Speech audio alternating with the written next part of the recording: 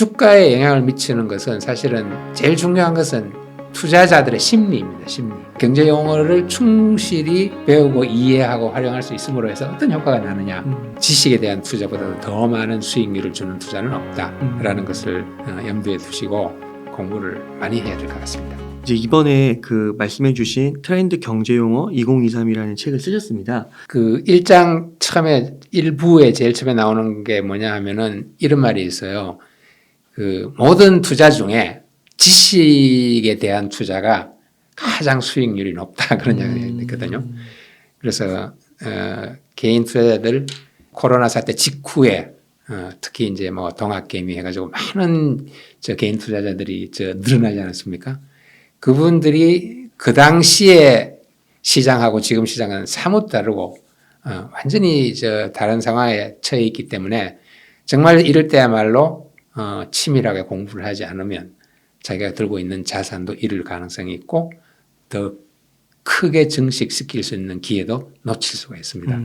그래서 부지런히 공부를 하시라 이렇게 권해드리고 싶군요. 네. 그러면 저희가 네. 이 독자분들이 이 책을 읽고 2023년을 좀 맞았을 때 뭐 글로벌적으로나 국내적으로나 좀 경제 트렌드에 있어서 좀 변화가 있을까요? 제가 볼 때는 이제 지금 현재를 이제 많은 사람들이 3고라는 말로 표현을 하거든요. 세 가지 아주 고점에 도달해 있는 그 세 가지가 뭐냐면 물가, 그리고 금리, 그리고 환율 이렇게 세 가지입니다. 환율의 경우는 당연히 이제 뭐 우리가 흔히 말하는 달러 강세겠죠. 근데 이 세 가지 3고 현상이 조만간에 이제 종말이 온다. 더 이상 올라갈 수 없는 그 지점에 이제 다가가고 있다. 근데 이게 3고 현상이 끝나고 나면은 그러면 어떻게 되느냐? 갑자기 뭐 나군이 열리느냐? 그게 아니라 경기 침체가 옵니다. 물가를 잡기 위해서 금리를 바짝 올려놨고 그러다 보니까 부채가 있는 사람들은 계속 고생을 하고 그다음에 새로 부채를 얻는 것도 힘들어지고 아시잖아요. 요새 언론의 가장 큰 이슈 중에 하나가 회사들도 A급 회사들도 자금 얻기가 힘들다. 뭐 그런 얘기 나오잖아요. 그래서 이런 식으로 전부 위축이 되어 있기 때문에 이 3고 현상이 끝나고 나면 경기 침체가 다가온다. 그거에 우리는 대비를 해야 돼요. 그래서 3고 현상이 끝난다고 해서 좋아할 게 아니라 경기 침체가 오기 때문에 바짝 대비를 해야 된다. 그런 상황이죠. 그거는 이제 세계 경제 전체에 불가피한 어떤 흐름이 될 것 같고요. 아까 말씀드린 것처럼 2024년 초는 되어야 비로소 그 흐름이 멈추고 이제 희망의 터널의 끝이 보이지 않겠냐 그런 생각이고요. 국내를 보면은 뭐 국제 경제랑 국내 경제가 이렇게 그 연관성이 이렇게 없는 게 아니죠. 디커플링이 되어 있는 게 아니고 긴밀하게 연결이 돼 있고 특히 우리나라의 경우는 우리나라의 경제의 주축이 뭡니까? 수출이었잖아요. 그렇죠. 예전에도 수출이었고 지금도 수출이고 앞으로도 상당한 기간 동안은 수출일 것이다. 그러면 수출이 어떻게 됐냐? 네, 어제 언론 발표를 보니까 7개월 연속 적자를 봤다고 그러더군요. 네, 무역 적자. 그 정도로 수출이 힘듭니다. 근데 그 수출의 어려움은 하루아침에 끝나지 않을 거거든요. 그래서 우리나라도 다른 그 전 세계 경제의 추세 이상으로 힘든 한 해를 맞이할 것이다. 그래서 다들 거기에 대비를 해야 될 것 같습니다. 제 생각에는 국내 경제 트렌드도 마찬가지로 침체 일로일 것이다. 그러니까 요즘에 그 서점에 이렇게 가면 2023년 이 맘때쯤에 전망서들도 많이 나오잖아요. 그러면 뭐 경기 침체, 리세션 이런 용어들이 많이 보이는 것 같더라고요. 그렇습니다. 그러면 그 2024년에 좀 만약 바뀐다고 했을 때요. 그때는 경기 침체가 끝난다는 의미인가요? 그렇지는 않죠. 거기에 경기 침체가 금방 돌아서리라는 그런 전망을 하기도 힘들거니와 그다음 또 문제가 있어요. 코로나19가 작년, 재작년에 계속 이제 백신이 전 세계적으로 보급되면서 많이 죽었잖아요. 완화되었잖아요. 근데 최근에 보세요. 또다시 재확산한다 그러죠. 우리나라뿐만 아니고 미국에서도 재확산한다고 굉장히 지금 들썩거리고 있거든요. 그만큼 코로나 같은 그런 요소들이 일시에 제거하기가 힘든 요소거든요. 거기다가 우크라이나 전쟁이 끝날 듯 하면서 안 끝납니다. 이게 언제 종말이 될지 알 수가 없어요. 그리고 그게 또 어떤 식으로 또 다시 불거질지 뭐 핵을 사용한다 이런 일까지는 안 생기리라고 다들 믿습니다만 그게 아니더라도 러시아가 또 어떤 식으로 튈지 모르고 그래서 그런 요소들은 뭐 옛날에 저 누구죠? 니콜라스 나심 탈레브라는 사람이 블랙 스완 뭐 그런 얘기도 했습니다만 참 예측하기도 어렵고 일단 터지고 나면은 어떻게 해볼 도리가 없이 당하기만 하고 그런 거 요소잖아요.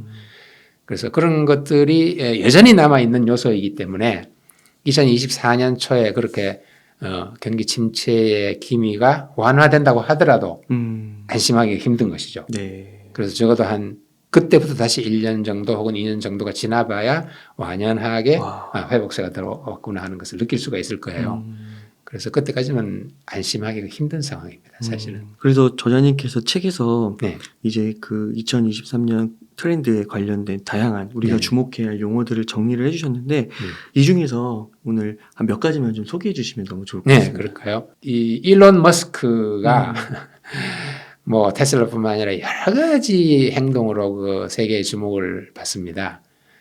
트위터를 사서 뭐 직원들을 다 내보내고 이상한 짓을 한다든지 도치코인을 해서 뭐 올랐다 내렸다 이렇게 변동성을 보인다든지 그런데 그 사람이 했는 또 하고 있는 주요한 일 중에 하나가 그 스타링크라고 해서 우주 인터넷이라는 서비스를 시도를 하고 있거든요. 우리는 인터넷이라는 것이 벌써 뭐 여러 해 동안 거의 뭐라 그럴까요? 항상 우리 옆에 있는 그리고 언제라도 사용할 수 있는 그런 편리한 도구로 인식을 하고 있잖아요. 근데 이 세계의 전체 인구 글쎄요 70 몇 억인가요? 72, 3억 네. 중에 인터넷에 전혀 접속을 못하고 살아가는 사람이 몇 명쯤 될 거라고 생각하세요? 그러게요. 한 반 정도? 그렇습니다. 한 절반, 거의 절반 정도가 인터넷에 인자도 모르고 살아갑니다. 그래요? 네.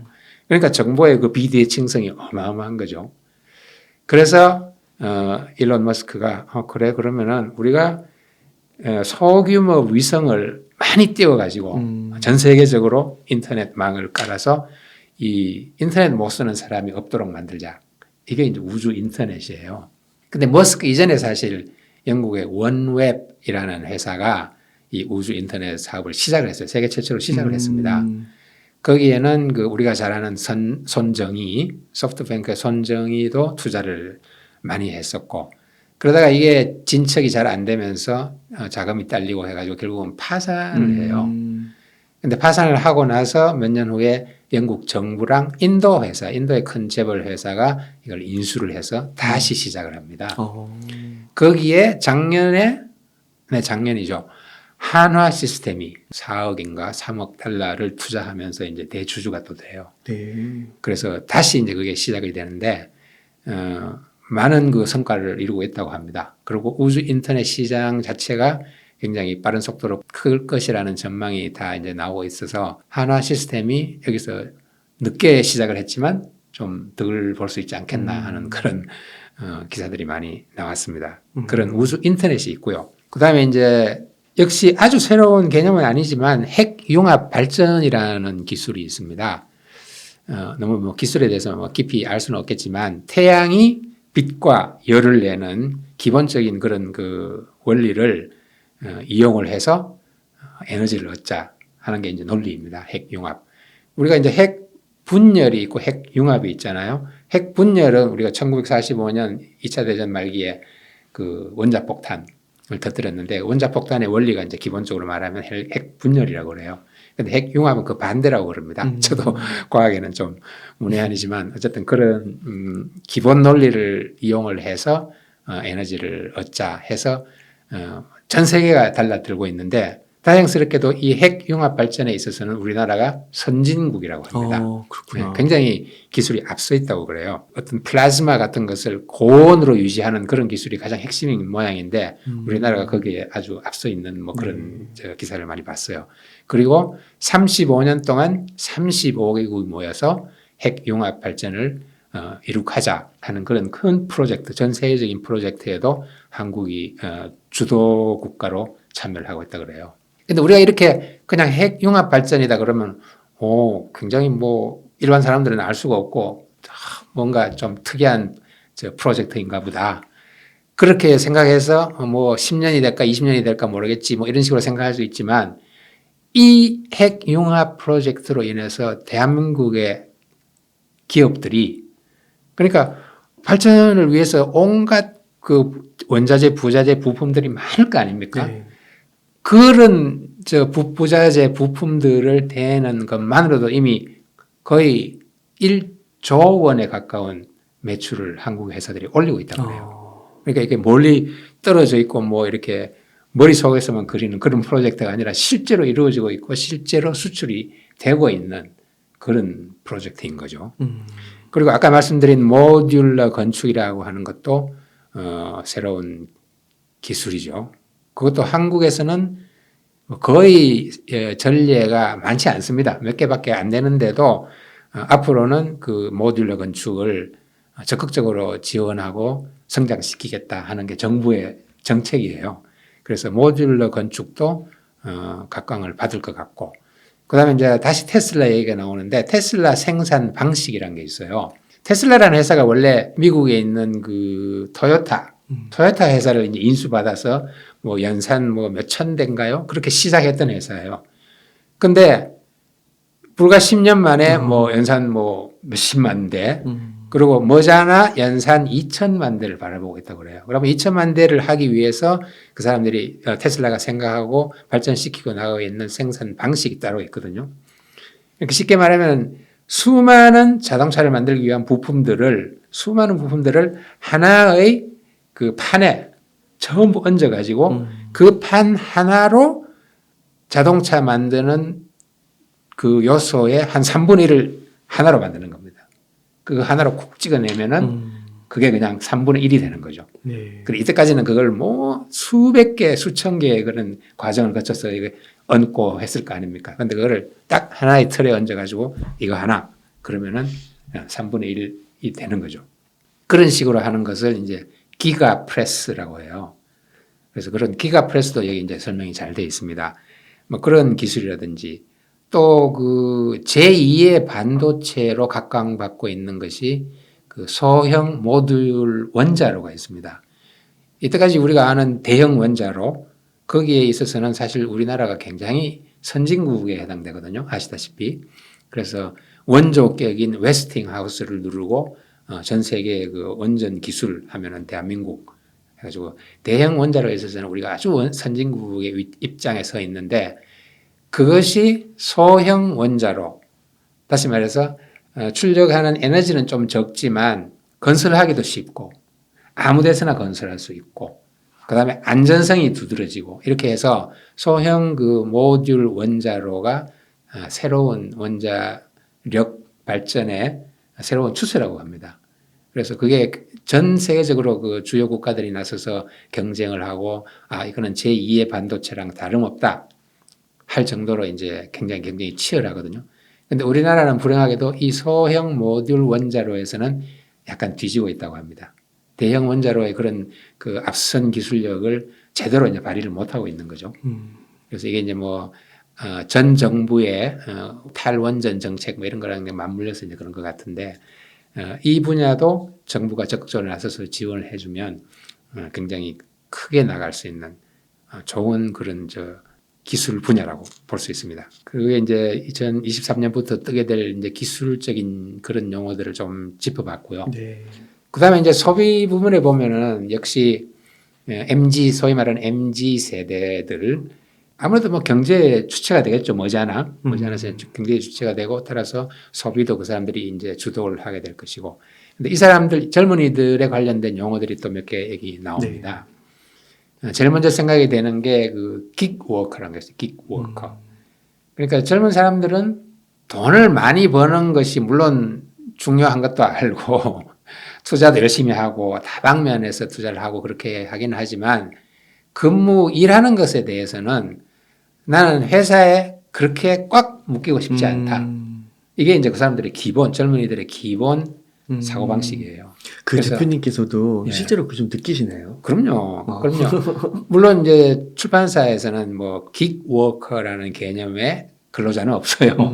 그게 가능하지가 않은 아직까지는 그런 분야이기 때문에 그렇긴 한데 어쨌든 젊은 사람들의 사고방식은 굉장히 다릅니다. 따라서 내가 원하는 때에 내가 원하는 만큼 그리고 내가 원하는 기간 동안 일하겠습니다. 사대보험, 뭐 기타 등등 여러 가지 혜택들 안 주셔도 괜찮습니다. 저는 자유가 좋습니다. 그렇게 일하는 사람들이 긱워커입니다. 우리가 흔히 하는 뭐 프리랜서랑 이제 좀 통하는 그런 개념인데, 기익이란 게 원래는 이제 그 미국의 재즈 업계에서 아주 단기적으로 고용했던 그런 그 흑인 음악 연주자들을 긱워커라고 그러거든요. 그리고 이제 그렇게 모여서 재즈 이제 연주하고 하는 것을 기익이라고 부르기도 하고 그랬는데, 어쨌든 그런 긱워커가 하나의 새로운 그 근무 양태, 젊은 사람들의 그런 의식을 보여주는 그런 변화라고 볼 수 있고요. 또 자이낸스라는 용어도 나오죠. 그러니까 MZ 세대들이 좋아하고 환호하는 그 금융 서비스 방식입니다. 물론 온라인 금융 서비스죠. 토스라든가 그런 회사들 혹은 카카오뱅크를 위시해서 인터넷 뱅크 이런 다양한 금융 서비스가 기존 세대들과는 비교할 수 없을 정도로 빠르고 정확하고 다양한 그 종류의 정보를 제공을 하고 그냥 정보의 제공에 끝나는 게 아니라 추천을 합니다. 이런 금융상품 어때요? 이거 써보세요. 지금 뭐 예금 적금 하고 싶으세요? 그러면 이거 어때요? 그러고 쭉 내놓는 겁니다. 그 정도로 발전해 있죠. 그래서 그런 MZ 세대들이 환호하는 그 금융 서비스가 자이낸스 그런 것도 있고요. 그 다음 또 뭐 미닝 아웃이라고 해가지고 자기 자신들의 의견이나 사회적인 그 신념 같은 거 이런 것들을 마음대로 나타내고 소비 행태에 반영을 시킵니다. 젊은 사람들이. 그래서 옷 하나를 사도 그냥 사는 게 아니라 이 옷은 A라는 회사가 만들었는데 A라는 회사는 친환경이에요. 그리고 뭐 친노조예요. 뭐 이런 식으로 자기가 믿는 바 의견에 그 부합되는 조금 더 돈을 더 줘도 괜찮다. 내가 좋아하는 회사, 내가 믿는 회사, 내가 지지하는 회사의 제품이다. 그걸 사는 거죠. 네. 이제 그런 것이 이제 meaning out이라는 용어로 표현이 되고요. 또 뭐 젊은 사람들 그런 거 있잖아요. 그 한정판 되게 좋아하잖아요. limited edition, 한정판 스니커즈도 있고 뭐 이런 그 또 명품 중에도 그런 MZ 세대들이 좋아하는 명품들은 이렇게 갖고 와서 다시 되파는 리셀이라는 또 용어가 있어요. 리셀 테크라고 해서 혹은 리셀 마켓이라고 있는데 리셀 그러면 뭐 우리가 흔히 생각하는 중고 시장은 아닙니다. 쓰다가 많은 다시 파는 그런 중고가 아니라 일단 그 한정판 같은 제품을 샀다가 그걸 들고 있다가 부가가치를 올려서 다시 파는 투자 형태죠. 이제 그런 것들도 이제 MZ 세대들이 많이 주목을 하는 그런 이제 경제 활동입니다. 예. 그래서 그런 식의 여러 가지 그 경제 용어들이 여러분이 살아가면서 매일매일 만나게 됩니다. 뭐 아침 출근길에 모바일 이렇게 보다가 계속 이제 그런 뉴스들을 보고 하면은 새로운 용어들이 어떤 경우에는 굉장히 생소한 용어들도 있고 처음 봐서 이게 무슨 뜻이지? 여기에 트래블 룰이라는 용어가 나오거든요. 그럼 트래블 룰 그러면 뭐 리오프닝 되고 이제 다들 여행 간다고 그러는데 무슨 새로운 여행 규칙이 생겼나? 하고 생각할 수 있잖아요. 근데 트래블 룰은 그거랑 아무 상관없이 가상 자산의 이동에 관한 가상 코인 같은 것에 이동에 관한 규칙입니다. 그래서 뭐 그런 용어라든지 아니면은 뭐 또 프렌드 쇼어링이다 그러면은 프렌드 쇼어링이 뭐지? 오프쇼어링도 들어봤고 리쇼어링도 들어봤지만 프렌드 쇼어링은 뭐지? 그런 생각을 할 수 있잖아요. 그래서 뭐 그런 것들 용어들을 들어보면은 이게 전혀 모르고서는 계속 이렇게 기사를 읽어 나가다가도 무슨 뜻이지? 왜 이렇게 이런 말이 여기에 갑자기 나왔지? 그리고 어떤 의미를 갖고 있는 거지? 이런 거를 궁금해 하실 텐데 그거를 그냥 궁금해하는 상황에서 놔둘 게 아니라 공부를 해서 내 것을 만들어야 되겠죠. 이 책이 그런 데 도움이 된다면 저로서는 대단히 고마운 일이겠습니다. 그래서 여러 가지 그런 용어들이 나오고요. 그다음에 또 그 직접 투자를 하시는 분들 같은 경우는 이런 거를 좀 알 필요가 있어요. 예를 들면은 항상 주가에 이제 신경을 쓰죠. 주가가 내가 갖고 있는 주의 주가가 오를 건가 내릴 건가 이런 거. 주가에 영향을 미치는 요소들의 어떤 것들이 있을까? 이런 거 한번 생각해 봐야 됩니다. 그죠? 개인 투자자들은 내가 갖고 있는 저 종목의 주가를 오르게 내리게 하는 그런 요소가 뭐가 있을까? 그런 거거든요.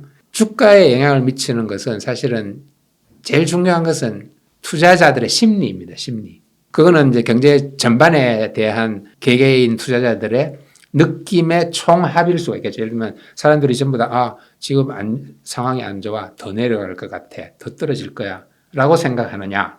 아니면은 이 정도로 왔으면 됐어. 이제 올라갈 거야. 라고 생각하느냐. 근데 그런 것들의 총화가 이제 시장의 투자 심리거든요. 그러면 그 투자 심리는 말로는 그렇게 설명하지만 어떻게 그게 표현이 될까? 아니면 어떻게 측정이 될까? 무슨 지수가 없을까? 그런 걸 한번 생각해 봐야겠죠. 그죠? 그래서 여기서 이제 그런 지수가 나옵니다. 변동성 지수라든가 공포 지수라고 부르는 그런 것들이 이제 들어가 보면은 변동성 지수, 이제 영어로 이제 VIX라고 부르는데 그게 어떻게 측정이 되느냐. 그리고 측정이 돼서 예를 들면 100이 이제 최대고 0이 최저인데 그러면은 이 변동성 지수가 30인 거하고 80인 거하고 어떤 의미를 갖느냐. 그런 것들. 네. 네, 그래서 변동성 지수가 높으면 높을수록 사람들이 다 불안해하는 거죠. 변동성이 높아진다. 이거 불안스럽다. 반대로 밑에 0에 가까워질수록 이제 변동성이 좀 적어지고 주가가 안정이 되고 주식시장이 안정이 되고 다들 경제도 활황이 되고 이렇게 될 것으로 사람들이 예상한다. 그런 뜻이죠. 그래서 그런 지수들의 그 의미를 알게 된다면 투자 활동하는데 이제 또 도움이 되겠죠. 그죠? 그리고 아까 말한 그 주가에 영향을 미치는 중요한 세 가지 요소라고 그랬는데 세 가지 요소 중에 또 하나가 주식의 수급입니다. 그러니까 말하자면 쉽게 말하면 거래량이라고 할까요? 내가 아무리 좋은 회사라서 사고 싶어도 시장에 주식이 많이 안 나와 있으면 못 사죠. 못 사잖아요. 그래서 수급도 굉장히 중요하다. 그런 것들. 그리고 이제 그 시장 정보, 내가 얼마나 시장 정보를 많이 얻고 그 종목이나 산업에 대한 정보를 많이 갖고 있느냐. 그것도 이제 중요한 요소가 되고요. 그래서 이런 것들을 그 가름하는 그 기본 요소가 사실은 이 경제 용어다라고 저는 그렇게 생각을 했었고 책 뒤에 보시면은 이렇게 제가 써놨어요. 경제 용어의 나비 효과. 이렇게 경제 용어를 충실히 배우고 이해하고 활용할 수 있음으로 해서 어떤 효과가 나느냐. 저 전반부에서 말씀드린 것처럼 지식에 대한 투자보다도 더 많은 수익률을 주는 투자는 없다라는 것을 염두에 두시고 공부를 많이 해야 될 것 같습니다.